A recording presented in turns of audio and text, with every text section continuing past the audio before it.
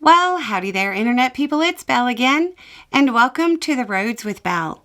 Today is October 6th, 2024, and this is episode 59 of The Roads Not Taken, which is a weekly series where we go over the news that was unreported, underreported, didn't get the coverage we felt that it should, or we just found it interesting. And then we answer some questions from y'all. Today is October 6th, and it's National Physician Assistant Day. And also, on this date in 2010, Instagram was founded.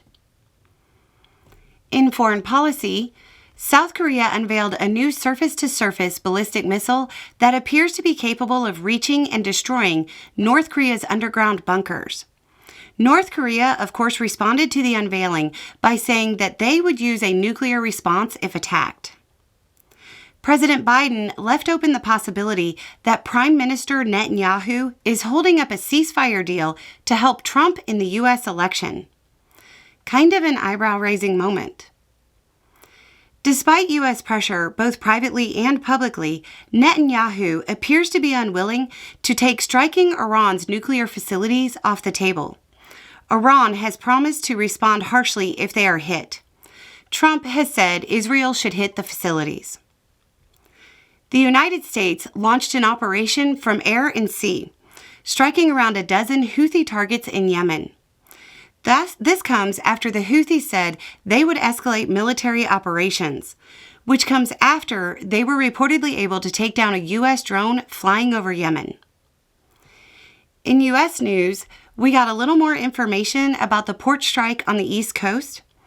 Current information makes it look like the workers will get a $4 per hour raise, which would mean the port operators increased their previous offer by 33%. That's what 3 days of collective action can get you. Biden's student debt forgiveness plan was set to move forward after a judge in Georgia let a restraining order against it expire. Then, a different judge in Missouri put a new temporary injunction against it. This program is stalled as Republican-led states attempt to stop students from getting relief. Former Las Vegas City Councilwoman Michelle Fiore, a Nevada Republican once described as Lady Trump, was convicted of wire fraud. The allegations are that she solicited money for a statue to honor a fallen police officer, but used the money on things like plastic surgery. According to the SEC filing, Andrew Northwell resigned from Trump Media and Technology Group Corp. Last month. He was the COO at the parent company for the minor social media site.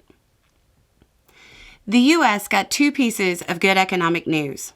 First, the port strike on the East Coast came to a quick close.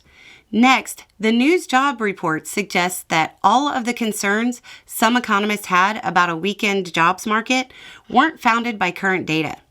The downside is that we're looking at a possible uptick in oil prices due to instability around the Persian Gulf.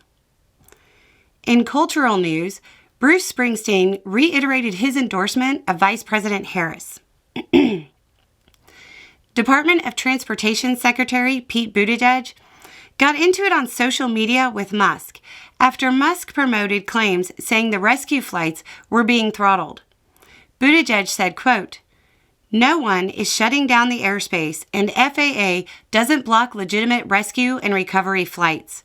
If you're encountering a problem, give me a call."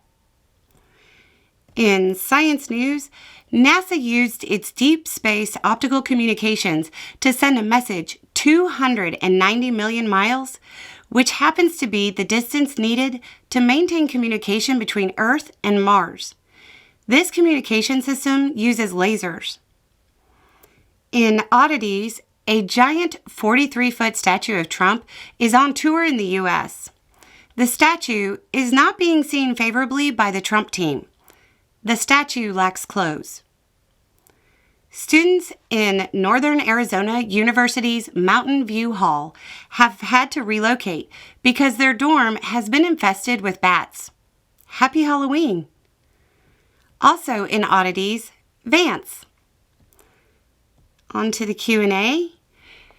Right now, a lot of Republicans who didn't hitch their wagon to Trump's coattails are rallying in force with the Democrats to take him down politically. I know they're not my friend and are being self-serving for personal gain, but my question is this. When this unlikely coalition is finally successful, is the Republican Party going to try to paint themselves as the reasonable people who come across the aisle as further ammunition for the extremely tired old attacks of Democrats are radicalist, rhetoric that Trump amplified?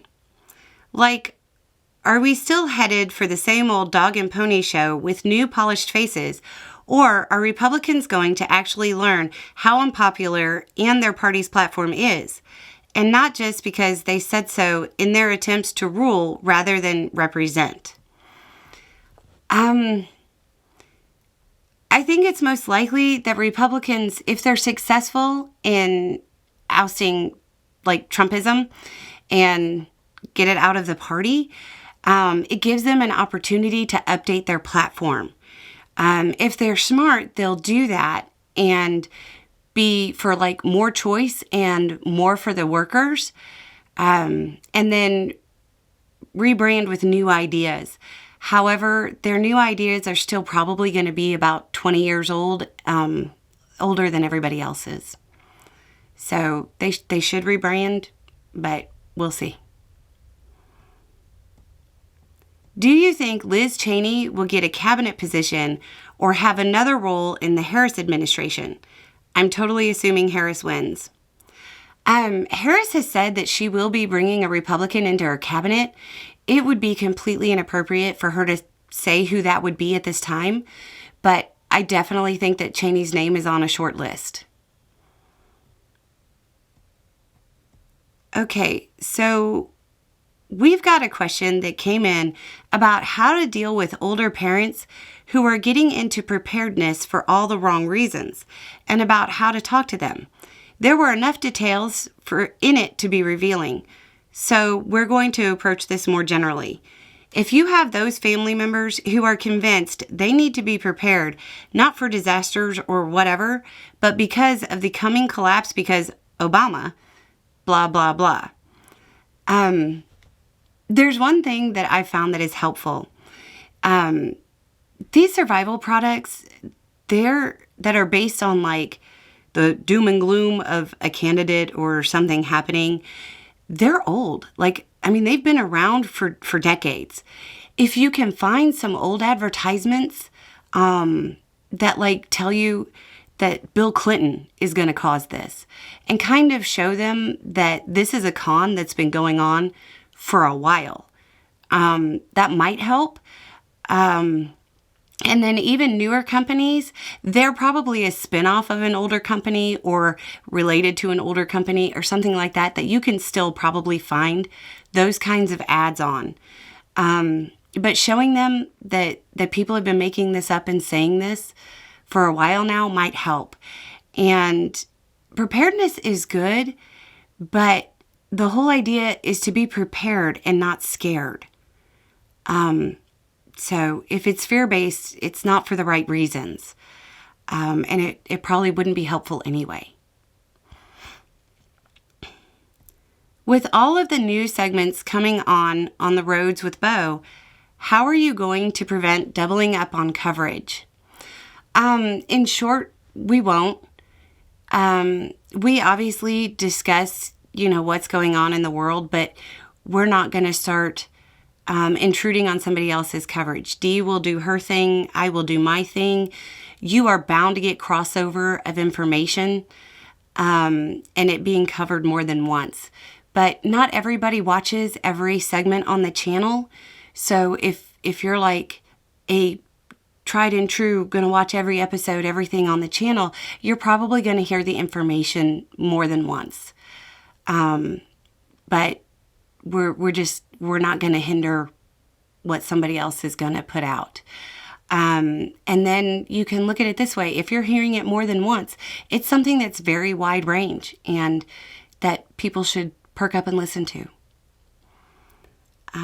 Okay, so that looks like it. And a little more information and a little more context and having the right information will make all the difference. Y'all have a good day.